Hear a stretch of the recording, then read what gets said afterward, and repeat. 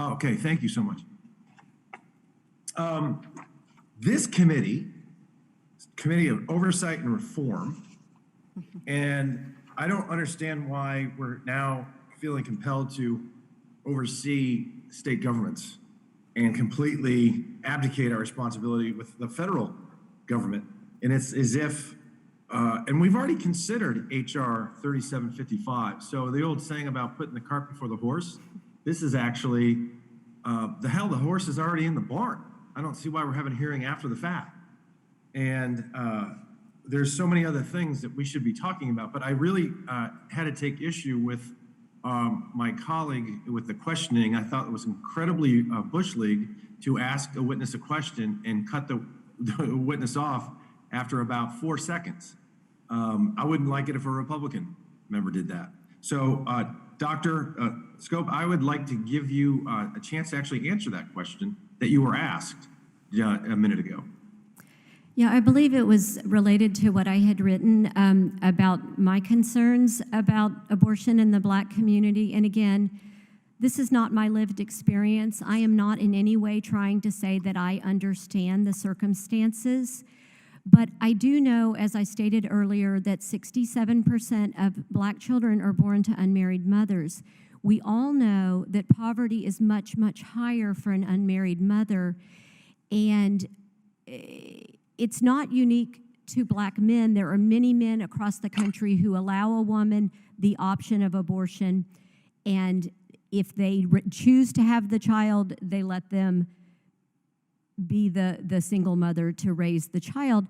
It's just the breakdown of the family, and I think we could probably chase this subject around all day, like what has happened that families don't stay together, but hopefully we can all acknowledge that for the sake of the children, having two parents in the home to help each other out and to model wise behavior for the children, and in many cases to bring in an income sufficient to keep the family out of poverty, are all things that I would think we would all aspire to. So the article that was quoted was just my attempt to explore some of these issues and how they might be linked to abortion. Like I mentioned earlier, I'm terribly concerned that Black women have a maternal mortality 3 times that of white women.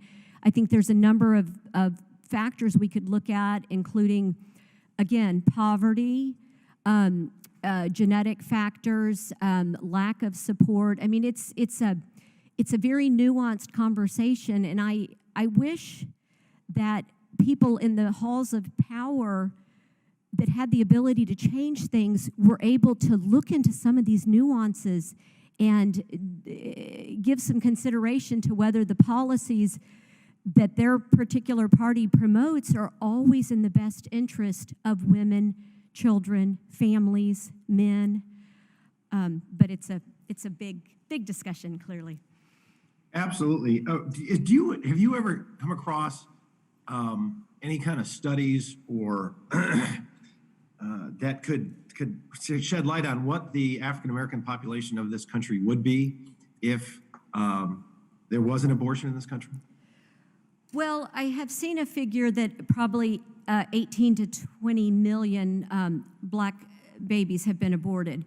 Now, clearly, many of those, had they gone to term, I don't think we can say necessarily that would be the increase in the population, but I think that clearly we would have a much larger population if we were, if these children were being born.